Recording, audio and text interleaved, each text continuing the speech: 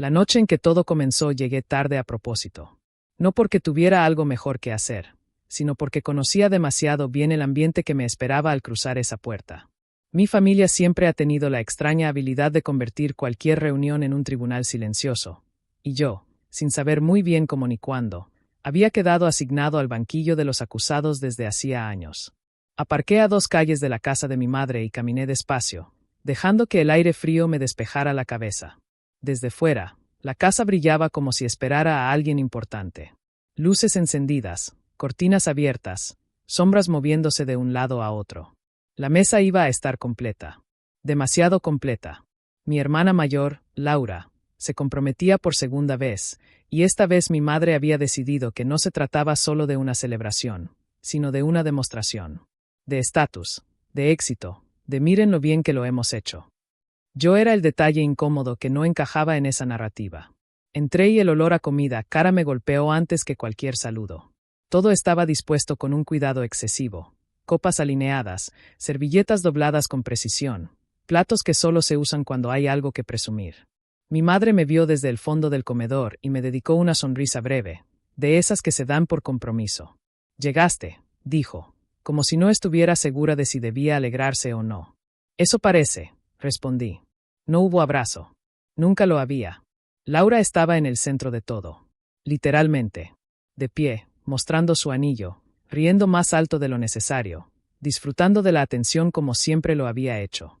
A su lado aún no estaba su prometido, pero su ausencia parecía parte del espectáculo. Él llegaría tarde. Los hombres importantes siempre llegan tarde. Tomé un vaso de agua y me apoyé contra la pared, intentando desaparecer. Error clásico. Laura me vio de inmediato. «Vaya», dijo, recorriéndome de arriba abajo. «Pensé que no vendrías. Recibí la invitación. Me sorprende que hayas encontrado algo adecuado para ponerte». Miré mi camisa. Limpia, sencilla. Exactamente como yo. «Estoy bien así». Ella sonrió. Esa sonrisa que no busca agradar sino marcar territorio. «Solo compórtate. La familia de Marcos es distinta. Gente de negocios. De verdad». Ahí estaba. La línea invisible que me separaba del resto. Antes de que pudiera responder, el timbre sonó y Laura prácticamente corrió hacia la puerta. Marcos apareció como si estuviera entrando a una sala de juntas. Traje caro, postura ensayada, voz fuerte. Detrás de él venía otro hombre, más discreto, que apenas cruzó miradas conmigo y luego desvió la vista como si hubiera visto algo que no esperaba. «Familia», anunció Marcos. «Un placer, como siempre». Las presentaciones comenzaron. Títulos, cargos, cifras infladas. Marcos disfrutaba cada segundo. Se movía con soltura, contando historias de reuniones, decisiones estratégicas, contratos millonarios. Yo escuchaba en silencio, con una calma que había aprendido a cultivar con los años. «¿Y tú?», preguntó una de las invitadas, mirándome con curiosidad. «¿A qué te dedicas?». «Trabajo en logística», respondí. «Ah», dijo. Y no hizo falta que añadiera nada más. Marcos intervino con una sonrisa condescendiente. «Alguien tiene que hacer que las cosas se muevan, ¿no? No todos nacimos para liderar». Las risas fueron suaves, incómodas, pero existieron. Mi madre no dijo nada. Laura sonrió. Yo bebí un sorbo de agua y asentí. En ese momento entendí algo con una claridad casi dolorosa. Nadie en esa mesa sabía quién era yo. Y peor aún, nadie había querido saberlo nunca. Mientras la conversación seguía, noté que el hombre que había llegado con Marcos me observaba desde el otro extremo de la mesa. Había reconocimiento en sus ojos. Inquietud. Cuando nuestras miradas se cruzaron, bajó la vista de inmediato. Algo en mi interior se acomodó. No era rabia. Era paciencia. Porque mientras ellos hablaban, mientras se reían, mientras me reducían a una versión conveniente de mí mismo, yo sabía algo que ninguno de ellos imaginaba siquiera. Y esa noche, sin que aún lo supieran, ya había comenzado el derrumbe. La cena avanzó como avanzan siempre estas cosas. Platos que se suceden sin pausa, conversaciones que no profundizan en nada y comentarios envueltos en una cortesía que apenas disimula el juicio constante. Me ubicaron en uno de los extremos de la mesa, casi como un detalle decorativo.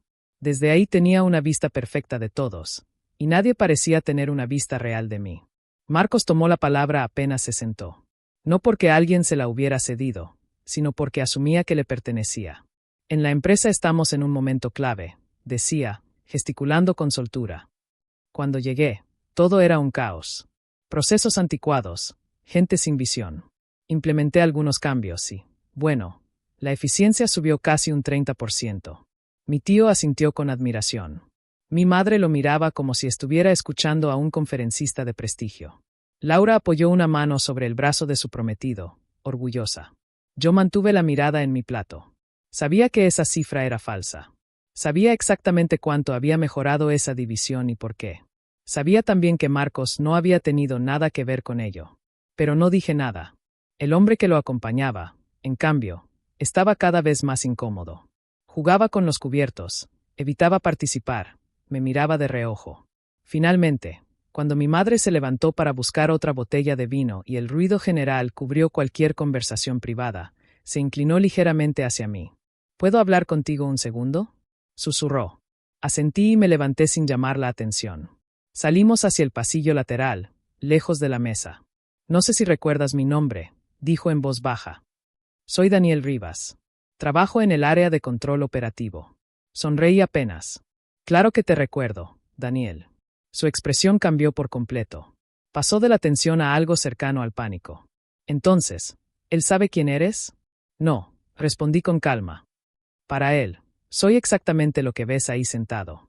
Daniel tragó saliva. Eso es un problema. Porque Marcos lleva semanas diciendo que su futuro cuñado tiene influencia directa en la empresa matriz.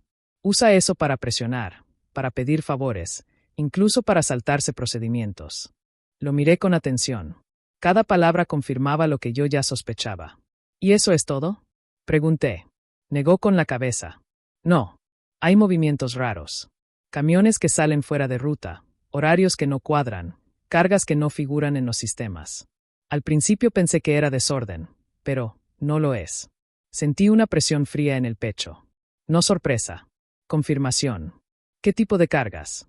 Electrónica, sobre todo. Pequeños volúmenes, fáciles de esconder. 3 o 4 paquetes por viaje. Nada enorme, pero constante. Guardé silencio unos segundos. Gracias por decírmelo, dije al final. ¿Tienes registros? Todo lo que he podido recopilar. Pensé que, si alguien podía hacer algo, eras tú. Volvimos al comedor como si nada hubiera pasado. Marcos seguía hablando, ahora sobre liderazgo y decisiones difíciles. En algún momento, alguien preguntó por mí. ¿Y tú? Dijo una amiga de mi madre. ¿En qué estás ahora? En lo mismo, respondí. Trabajo. Es honesto, intervino Marcos. No todos necesitan aspirar a más. Alguien tiene que quedarse en la base. Laura rió suavemente. Mi madre bajó la mirada, como si esa frase le resultara incómodamente familiar. Yo sonreí. No por cortesía, por certeza, porque mientras ellos hablaban de ambición, yo ya estaba reconstruyendo mentalmente cada pieza del rompecabezas. Rutas, horarios, nombres, decisiones. Marcos no solo era arrogante, era imprudente. Y había cometido el peor error posible, creerse intocable. La cena continuó entre comentarios disfrazados de consejos y bromas que solo iban en una dirección. Yo respondía poco. Observaba mucho. Cada gesto, cada frase, cada intento de superioridad quedaba registrado. Cuando llegó el postre, Marcos se recostó en su silla con aire satisfecho. La verdad, dijo, siempre estoy buscando gente confiable. Si alguna vez quieres algo mejor, podría ayudarte a entrar. Nivel inicial, claro, pero todo se empieza desde abajo. Hubo un silencio breve, expectante. Lo pensaré, respondí. Él levantó su copa, complacido. Eso es todo lo que se necesita. Actitud. Chocaron las copas. Yo levanté la mía, pero no bebí. Daniel me miró desde el otro lado de la mesa. Su expresión decía lo que no podía decir en voz alta. Esto va a explotar. Y tenía razón. Esa noche, cuando salí de la casa de mi madre, no sentí rabia ni tristeza. Sentí enfoque. El tipo de enfoque que solo aparece cuando ya no dudas de nada. El juego había comenzado de verdad. El lunes llegó antes de lo que esperaba. No porque el fin de semana fuera corto, sino porque mi cabeza no se detuvo ni un solo segundo desde que salí de esa cena. Cada palabra de Marcos, cada risa de Laura, cada silencio de mi madre seguía dando vueltas, pero ya no dolían. Se habían convertido en datos. Entré a mi oficina temprano, cuando la ciudad todavía se desperezaba. Desde el ventanal se veía el puerto en plena actividad, grúas en movimiento, camiones alineándose, barcos entrando y saliendo con una precisión casi coreografiada. Todo funcionaba, porque alguien se había asegurado de que funcionara. Me senté, dejé el café a un lado y abrí el sistema. El perfil de Marcos apareció en pantalla. Historial laboral, evaluaciones, métricas. A simple vista, nada alarmante. Justo lo suficiente para pasar desapercibido. Pero yo sabía dónde mirar. Le escribí a Clara, la directora financiera. Un mensaje corto, directo. Necesito una auditoría interna. Prioridad alta. División Operativa Norte. Discreción absoluta. Después, a seguridad. Activen monitoreo nocturno en rutas secundarias. Comparen GPS con manifiestos. Quiero informes diarios. No hubo preguntas. Cuando trabajas con gente competente, las explicaciones sobran. El primer informe llegó esa misma tarde. Inconsistencias leves, pero repetidas. Camiones desviándose unos kilómetros, paradas no registradas, accesos a depósitos fuera de horario. Nada escandaloso. Todo cuidadosamente diseñado para parecer error humano. El segundo día fue más claro. El tercero, evidente.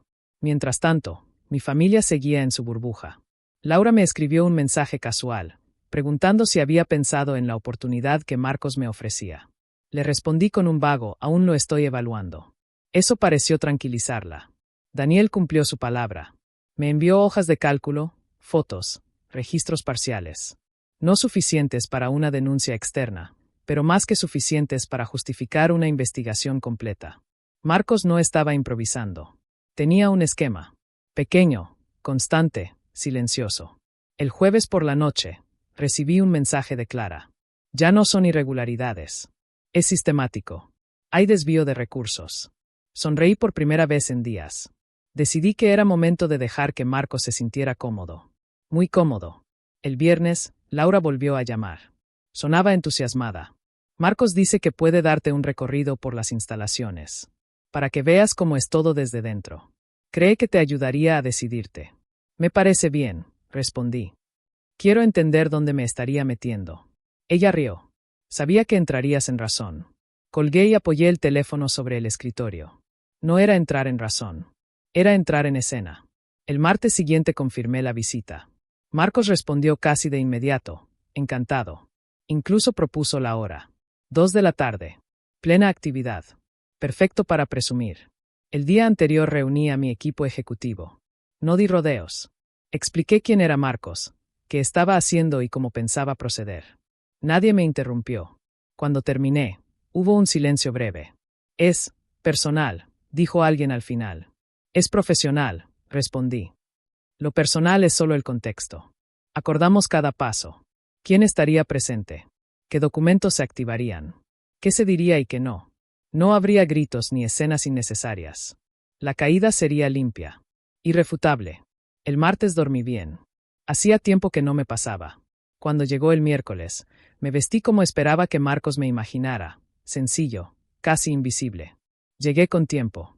Observé desde el estacionamiento cómo entraban y salían los camiones que yo mismo había autorizado años atrás. Marcos me recibió con una sonrisa amplia, casi paternal. Listo para conocer el mundo real, dijo. Asentí. Mientras caminábamos por el almacén, hablaba sin parar. De su visión, de su futuro, de cómo algunos nacen para ejecutar y otros para decidir. Los empleados nos miraban con curiosidad. Algunos con incomodidad.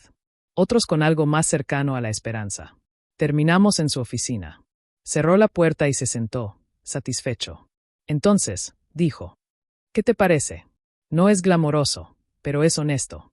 Y con esfuerzo, uno puede subir. Me senté frente a él. Lo miré por primera vez sin disimulo. Tengo una pregunta, dije con calma. Ese negocio paralelo del que hablabas. ¿Cómo va? Su sonrisa se tensó apenas un segundo. ¿Cuál negocio? El de electrónica. El que mueve mercancía fuera de sistema. El color abandonó su rostro. No sé de qué hablas. Saqué el teléfono y lo dejé sobre la mesa. Abrí una carpeta. Fotos. Rutas. Horarios. Nombres. Sí sabes, respondí. Y también sabes quién soy. Antes de que pudiera reaccionar, la puerta se abrió. Ahí estaban. Y en ese instante, Marcos entendió que nunca estuvo ofreciendo un trabajo. Había estado caminando directo hacia su final. La puerta se cerró detrás de ellos con un sonido seco, definitivo. Marcos no necesitó que nadie dijera nada más. Lo entendió todo en silencio, observando cómo el aire de su oficina cambiaba de densidad. Ya no era su espacio. Nunca lo había sido. Clara fue la primera en hablar, con un tono profesional, casi neutro. Buenas tardes. Vamos a necesitar que permanezca sentado. Marcos se levantó de golpe. Esto es una locura, dijo. No tienen ninguna autoridad aquí. Lo miré con calma. No había prisa. Siéntate, Marcos. No fue una orden elevada. No hizo falta. Algo en mi voz, o quizá en la evidencia desplegada sobre la mesa, lo obligó a obedecer. Cayó en la silla como si de pronto le pesara el cuerpo. Te lo voy a explicar una sola vez, continué. La empresa que crees que te está observando desde lejos, es mía. La red que usaste, los camiones, los almacenes, el combustible, el personal. Todo. Negó con la cabeza, casi riendo. Estás mintiendo. Clara deslizó una carpeta gruesa sobre el escritorio. La abrió. Documentos sellados. Reportes. Firmas. No, dijo ella. No lo está. El silencio que siguió fue distinto a cualquier otro que yo hubiera vivido. No era incómodo. Era demoledor. Marcos respiraba rápido, como alguien que acaba de caer al agua sin saber nadar. Esto se puede arreglar, murmuró. Puedo devolverlo. Todo. No es una negociación, respondí. Es una consecuencia. Seguridad entró sin brusquedad. No hubo forcejeos. No hubo espectáculo. Marcos salió de esa oficina con la cabeza baja, sin mirar a nadie. Así terminan la mayoría de las historias que parecen grandiosas desde fuera, en silencio. Cuando todo terminó, me quedé solo unos minutos. No sentí triunfo. Sentí cierre. Esa misma tarde, Laura llamó. No grité. No explicó nada al principio. Solo preguntó. ¿Qué hiciste? Mi trabajo, respondí. El resto se lo tendría que ordenar sola. Si estás leyendo esta historia y quieres saber cómo termina, y cómo impacta no solo a Marcos, sino a toda mi familia, suscríbete ahora. Historias como esta no siempre se cuentan completas, y lo que viene lo cambia todo. Esa noche, el teléfono no dejó de vibrar. Mi madre. Mi tío. Números que reconocía y otros que no. No contesté ninguno. No por rencor. Por necesidad. Durante años había vivido reaccionando. Esa vez decidí elegir. Al día siguiente, la noticia ya corría entre pasillos y oficinas. Marcos había sido despedido por fraude. Sin detalles públicos aún, pero suficientes para que su nombre quedara marcado. En ese mundo, eso es una sentencia. Laura volvió a llamar. Contesté. No sabía, dijo, llorando. Te lo juro. Lo sé, respondí. Pero tampoco quisiste saber. Eso dolió más que cualquier grito. Mi madre apareció una semana después en mi oficina. Miró todo como si fuera un escenario ajeno. Tardó varios minutos en hablar. Nunca te pregunté, admitió. Creí que ya sabía la respuesta. Asentí. No había nada que añadir. ¿Puedes perdonarme? No respondí de inmediato. Algún día, dije. Hoy, no. El tiempo hizo lo suyo. Marcos aceptó un acuerdo. Su nombre desapareció del sector. Laura canceló la boda. Mi madre aprendió, tarde, a escuchar. Yo seguí adelante. La empresa creció. La vida se ordenó. Y entendí algo que no me enseñaron en ninguna universidad ni en ninguna mesa familiar. No siempre gana el que habla más fuerte. A veces, gana el que espera. Por favor, danos un like si disfrutaste de este video, y no olvides compartirlo con cualquier persona que pienses que podría encontrar este tema fascinante. Tu apoyo nos ayuda a seguir creando contenido de calidad y nos motiva a seguir explorando historias tan intrigantes como esta. Gracias por ser parte de nuestra comunidad.